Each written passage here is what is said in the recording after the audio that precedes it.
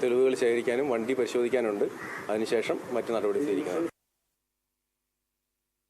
Riyas K M R ചേരുന്നു. Riyas K M R, ഈ അപകട വാർത്ത വലിയ രീതിയിൽ ആദ്യം ശ്രദ്ധ നേടിയിരുന്നു. റീൽസ് ചിത്രീകരണം എന്ന വാക്ക് വന്നതുകൊണ്ട് വാസ്തവത്തിൽ അത് റീൽസ് ചിത്രീകരണമായിരുന്നില്ല. ആ യുവാവ് അയാളുടെ തൊഴിലിന്റെ ഭാഗമായിട്ട് അയാളുടെ കമ്പനിയുടെ ആവശ്യത്തിന് വേണ്ടിയിട്ട് ജോലി ചെയ്തു. അതിനു വേണ്ടിയുള്ള ചിത്രീകരണമായിരുന്നു. ആ ചിത്രീകരണത്തിനിടയിൽ അപകടം പറ്റിയിരിക്കുന്നു.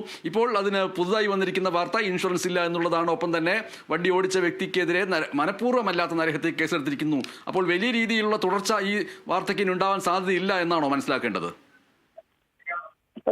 തീർച്ചയായും. അതായത് ഇനിയിപ്പോൾ ഇതിൽ നടക്കേണ്ടുന്ന പ്രക്രിയ അറസ്റ്റ് രേഖപ്പെടുത്തുക എന്നുള്ളതാണ്. അടുത്ത ബുള്ളറ്റിനിലാകുമ്പോഴത്തേക്കും ആ അറസ്റ്റ് രേഖപ്പെടുത്തും എന്നുള്ളതാണ് നമുക്ക് വ്യക്തമാകുന്നത്. അല്പസമയത്തിനകം അറസ്റ്റ് ഉണ്ടാകും എന്നുള്ളത് തന്നെയാണ് ഈ തൊട്ടു മുൻപ് വരെ പോലീസിനെ വിളിച്ചപ്പോൾ വ്യക്തമാക്കുന്നത്. അന്വേഷണ ഉദ്യോഗസ്ഥനായ ബൈജു കെ ജോസുമായി ബന്ധപ്പെട്ടപ്പോൾ അദ്ദേഹം വ്യക്തമാക്കിയ ഒരു കാര്യം, അല്പസമയത്തിനകം അറസ്റ്റ് നടപടികളിലേക്ക് നീങ്ങും. മനഃപൂർവ്വമല്ലാത്ത നരഹത്യക്ക് ഈ സാബിത്തിനെതിരെ കേസെടുത്തിട്ടുണ്ട്. സാബിത്ത് മഞ്ചേരി സ്വദേശിയാണ്. അതായത് 999 ഓട്ടോമോട്ടീവ് എന്ന് പറയുന്ന കോഴിക്കോട് തൊണ്ടയാടെ ഒരു സ്ഥാപനത്തിന് വേണ്ടി ഉള്ള ഒരു പരസ്യ വീഡിയോ ചിത്രീകരണമായിരുന്നു. അവരുടെ പ്രൊമോഷൻ വീഡിയോ ചിത്രീകരണമായിരുന്നു. സാധാരണ പ്രൊമോഷൻ വീഡിയോ റീൽസ് ആയാണ് ഇപ്പോൾ പുറത്തു വരാറുള്ളത്. അതാണ് തുടക്കത്തിൽ റീൽസ് ചിത്രീകരണം എന്നൊരു വ്യാഖ്യാനം വരാൻ കാരണമായത്. പോലീസ് റീൽസ് ചിത്രീകരണം എന്ന് തുടക്കത്തിൽ മാധ്യമങ്ങളോട് ഉൾപ്പെടെ പറഞ്ഞ ഒരു സാഹചര്യം അതുകൊണ്ടാണ് സംഭവിച്ചത്. എന്നാൽ അത് ആളുകൾ തെറ്റിദ്ധരിച്ചത്. ഒരുപക്ഷെ വാർത്ത തുടക്കത്തിൽ കണ്ടപ്പോൾ സൂചിപ്പിച്ചതുപോലെ തന്നെ ഏതോ ഒരു യുവാവ് അയാളുടെ സ്വന്തം റീൽസ് എടുക്കുന്നതിനിടെ അപകടമുണ്ടായി മരണപ്പെടുന്നു എന്നുള്ള തരത്തിലായിരുന്നു വാർത്തകൾക്കടിയിലുള്ള പല കമന്റുകളിൽ നിന്നും വ്യക്തമായത്. പക്ഷെ അതല്ല വസ്തുത. ഈ ആൽവിൻ എന്ന് പറയുന്ന വടകര കടമേരിയിലെ 20 വയസ്സുകാരൻ, അദ്ദേഹം ഡയാലിസിസ് പേഷ്യന്റ് ആയിരുന്നു. അദ്ദേഹത്തിന് മറ്റ് ഭാരമുള്ള വസ്തുക്കൾ ഉപയോഗിച്ചുള്ള ജോലിയൊന്നും എടുക്കാൻ സാധിക്കില്ല. അത് കേരള വിഷൻ ന്യൂസ് നേരത്തെ തന്നെ അത് സംബന്ധിച്ച കാര്യങ്ങൾ വ്യക്തമാക്കിയിരുന്നു. അതുകൊണ്ട് തന്നെ ആൽവിന് മറ്റു ജോലിയൊന്നും എടുക്കാൻ പറ്റാത്തത് കൊണ്ട് തന്നെ സമീപകാലത്തെ ആൽവിൻ ക്യാമറ സംബന്ധമായ ജോലി, ഇത്തരം ചിത്രീകരണങ്ങൾ ഇതൊക്കെയായാണ് ഉപജീവനം നടത്തിയിരുന്നത്. അത്തരം ഒരു ഉപജീവനത്തിനിടയിലാണ് ആൽവിന് ദാരുണമായ അന്ത്യം സംഭവിച്ചത്. പക്ഷേ അതിനുശേഷം ആദ്യം പോലീസിന് മൊഴി നൽകിയത് ഇതേ സ്ഥാപനത്തിന്റെ ഈ 999 ഓട്ടോമോട്ടീവ് എന്ന സ്ഥാപനത്തിന്റെ ഉടമകൾ ഒക്കെ തന്നെയാണ് ആദ്യം പോലീസിന് മൊഴി നൽകിയത്. അതിൽ അവർ പോലീസിനെ തെറ്റിദ്ധരിപ്പിച്ചു എന്നുള്ളതാണ് ഇപ്പോൾ വ്യക്തമാകുന്നത്.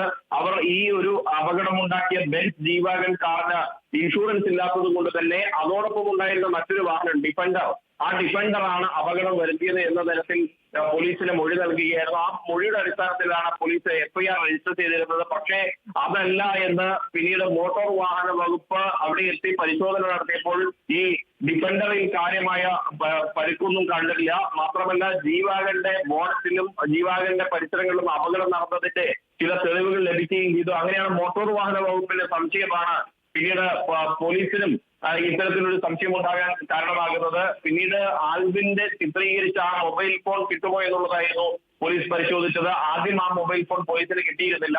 പിന്നീട് ഈ 999 ഓട്ടോമോട്ടീവ് എന്ന് പറയുന്ന സ്ഥാപനത്തിന്റെ ഉടമകൾ ഉൾപ്പെടെ കൃത്യമായി ചോദ്യം ചെയ്തപ്പോൾ ആ മൊബൈൽ ഫോൺ കിട്ടുകയും ആ ചിത്രീകരിച്ച വീഡിയോ സഹിതം പോലീസിന് ലഭിക്കുകയും ചെയ്തു. സമീപത്തെ CCTV ദൃശ്യങ്ങളും ഇതിൽ ഏറ്റവും നിർണായകമായത് ആൽവിൻ തന്നെ ചിത്രീകരിച്ച ദൃശ്യമാണ്. അതിൽ നിന്നാണ് പ്രതി സാബിത്താണ് എന്ന് വ്യക്തമായത്. സാബിത്തിനെയും ഒപ്പം തന്നെ ഡിഫൻഡർ ഓടിച്ച ഡ്രൈവറെയും ഇന്നലെ തന്നെ കസ്റ്റഡിയിൽ എടുത്തിരുന്നു. ആ കസ്റ്റഡിയിൽ ഇവരെ വിശദമായി ചോദ്യം ചെയ്തെങ്കിലും ഇവരുടെ മൊഴികളിൽ വൈരുദ്ധ്യമുണ്ടായിരുന്നു. പക്ഷേ ഇന്ന് രാവിലെ രണ്ടുപേരെയും പരസ്പരം ഇരുത്തി മാറ്റിയൊക്കെയായി നടത്തിയ ചോദ്യം ചെയ്യൽ സാബിത്താണ് കുറ്റവാളി എന്ന് കണ്ടെത്തിയിട്ടുണ്ട്. സാബിത്തിന്റെ അറസ്റ്റ് അല്പസമയത്തിനകം രേഖപ്പെടുത്തും. രണ്ടാമത്തെ ഡ്രൈവറെ, അതായത് ഡിഫൻഡർ ഓടിച്ച ഡ്രൈവറെ പോലീസ് വെറുതെ വിടും. കസ്റ്റഡിയിലെടുത്ത ഡ്രൈവറെ ഇനിയിപ്പോൾ വെറുതെ വിടും. മനഃപൂർവ്വമല്ലാത്ത നരഹത്യക്കാണ് കേസെടുത്തിരിക്കുന്നത്. ഇനിയിപ്പോൾ മനഃപൂർവ്വമല്ലാത്ത നരഹത്യ എന്ന് പറയുന്നത് സ്റ്റേഷൻ ജാമ്യം നൽകാവുന്ന കേസാണ്.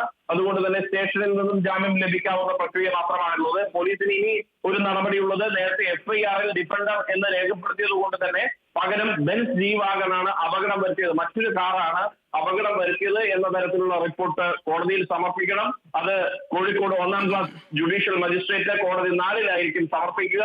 അതിനിടെ ആൽവിന്റെ സംസ്കാര ചടങ്ങുകൾ വടകരയിലുള്ള കടമേരിയിൽ നടക്കുകയാണ്. നാട്ടുകാരെല്ലാം തന്നെ വളരെ വൈകാരികമായ ഒരു രീതിയിലാണ് ഈ ഒരു അപകടത്തെ കാണുന്നത്. കാരണം അവർക്കെല്ലാം പ്രിയപ്പെട്ട ഒരാളാണ് മരണപ്പെട്ടിരിക്കുന്നത്. 20 വയസ്സാകും മുൻപ് തന്നെ, അതും കൃത്യനിർവഹണത്തിനിടെ ജോലിക്കിടെ ഒരാൾക്ക് അപകടം സംഭവിച്ചു മരണപ്പെടുന്നു. ആ മരണപ്പെട്ടയാൾക്ക് തുടക്കത്തിൽ ഈ 999 ഓട്ടോമോട്ടീവ് എന്ന് പറയുന്ന സ്ഥാപനത്തിന്റെ ഉടമകളുടെ തെറ്റായ മൊഴിയുടെ കാരണം ആ ഒരു ആൽവിൻ എന്ന് പറയുന്ന ചെറുപ്പക്കാരന് നീതി ലഭിക്കാതെ പോകുമായിരുന്നു. പക്ഷേ കൃത്യമായ രീതിയിൽ മോട്ടോർ വാഹന വകുപ്പും പോലീസും നടത്തിയ ആ ഒരു ഇടപെടൽ ഇപ്പോൾ ആരാണ് പ്രതി എന്നതിലേക്ക് കാര്യങ്ങൾ എത്തിച്ചിരിക്കുന്നു. കൃത്യമായ പ്രതിയെ കണ്ടെത്തിയിരിക്കുന്നു.